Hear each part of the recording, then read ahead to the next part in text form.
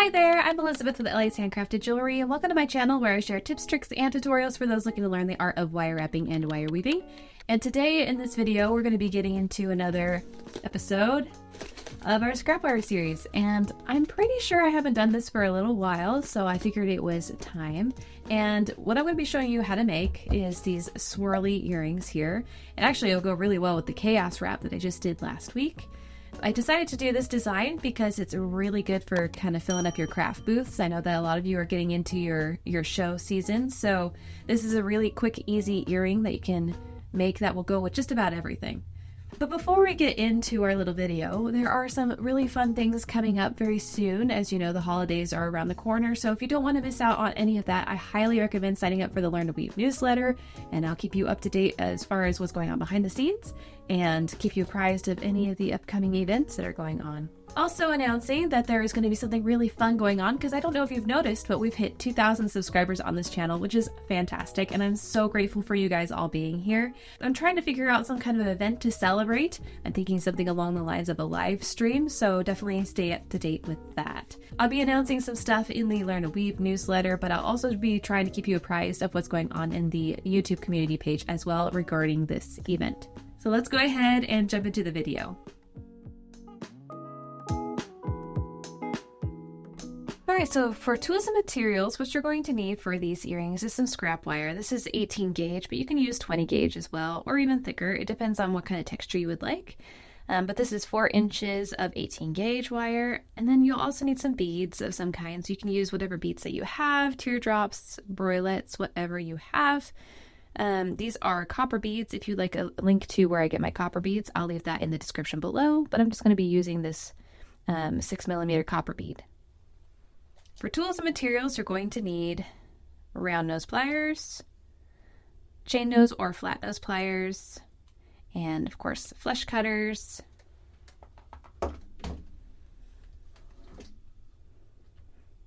and of course you'll need some ear wires of some kind as well.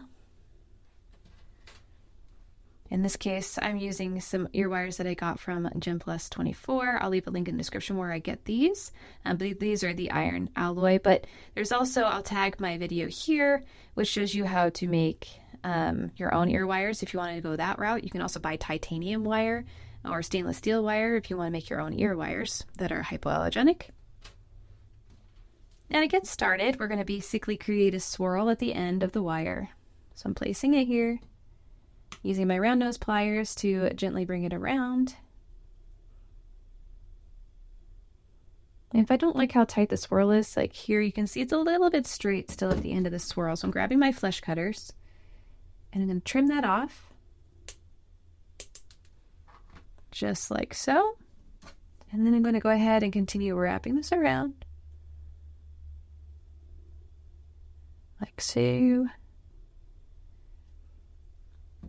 And so there's a little bit of a swirl. Now I'm going to grab my flat nose pliers. I really like these. You can also use nylon jaw pliers if you have those, if you don't want to mar the wire. If you have a tendency to do that. Just continue bringing it around until you have about 2 layers of swirl.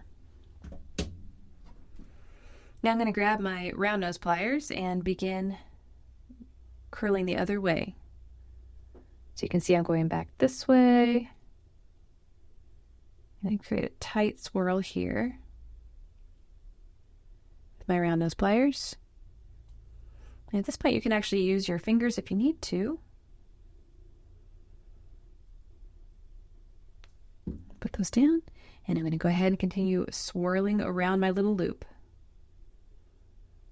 You can see I'm adding pressure from this side and using my left hand more than my right. My right hand is just holding it in place for the most part while I wrap it around here.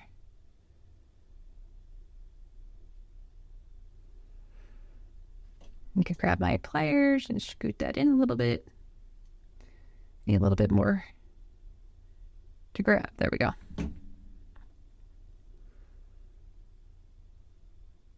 So there's 2 layers so far. Now I'm going to go ahead and do one more.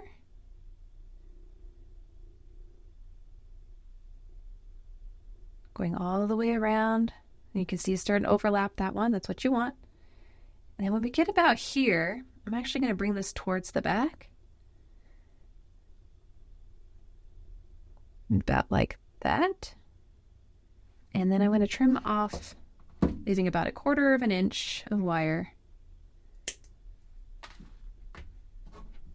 Grab my round nose pliers and create a loop on top. Oops, sorry, I took that off camera. But I've created a loop on top and just push that down just a tad.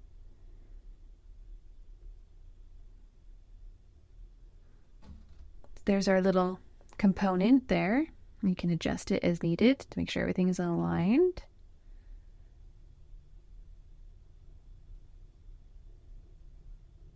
Like so. Now I'm going to go ahead and create my own head pin, head pin. Where did I put that? So there's a couple ways you can create your own head pin. You can actually hammer this flat and make a paddled end and use a file if you have that. If you don't have that, you can just fold it. So taking the tip into my pliers and then just bending it upward. Like so. And compressing. So that way there's an end on there. Now this is a pretty wide mouth on this bead though, so let's see. But it works. Now I'm going to hold the bead in place, bend this over to the side. I'm going to trim off at 1/4 inch or so. Actually, I might make it a little bit bigger or longer. There we go. Now I'm going to round this over and teeth them up pliers here. Making this a bigger loop because it's got a little bit more space to go through. Because it's got to go through this loop here at the bottom. Just going to take this and turn it sideways to open it up. Feed it through. Turn it back around. Compress gently. And there you have your earring. And you can see with mine, this one I actually did multiple beads, just kind of in descending order. So you can do it in whatever order, or you can do it with whatever beads that you have available. But you can tell that these are really quick and easy to make. So they're just really great if you want to add them to upsell, adding them to your pendants and stuff if somebody's looking for matching earrings. And I hope that you enjoyed this video. If you have any questions at all, go ahead and leave them in the comment section below as I try to get to them as quickly as I can. Also, just a reminder to sign up for the Learn to Weave newsletter just to stay up to date of what's going on behind the scenes, because I got some exciting things going on with the holidays in mind. And then also just be keeping an eye on the YouTube community page if you don't sign up for the newsletter, as I do want to do some kind of exciting live event, but I'll let you know what's going to be happening to celebrate. Anyway, I hope that you guys enjoyed this tutorial, and until next time, happy weaving.